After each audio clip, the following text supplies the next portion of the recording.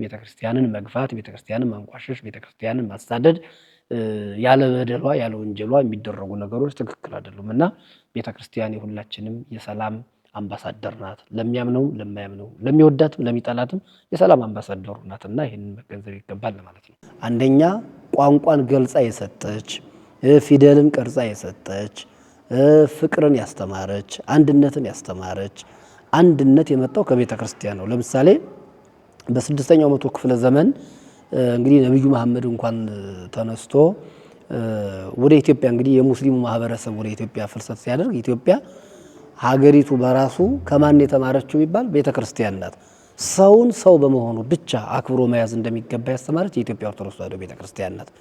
ይህም መጽሐፍ ቅዱሳዊ መሰረት አምላኳን ምክንያት አድርጋ ለምሳሌ በማቴዎስ ወንጌል ምዕራፍ 5 ቁጥር 45 ላይ ተመዝግቦ እንደምናነበው እግዚአብሔር ያው ለሁሉ ዝናብን ለሁሉ ያዘንባል፣ ፀሐይንም ለሁሉ ያወጣል፣ ለኃጢአተኛውም ለጻድቁም አይደለም የሚለው።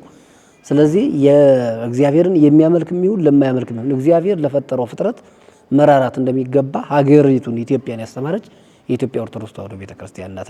ታሪክን መዝግባ የቆየች ለትውልድ ያስተላለፈች ቅርስ አያያዝ ምን እንደመምሰል እንዳለበት፣ ታሪክ አያያዝ ምን መምሰል እንዳለበት፣ እንግዳ መቀበል ምን ማለት እንደሆነ ለሁሉም ርህራሄን ያስተማረች እያስተማረችም ያለች እያስተማረችም የምትኖር የኢትዮጵያ ኦርቶዶክስ ተዋሕዶ ቤተክርስቲያን ናት።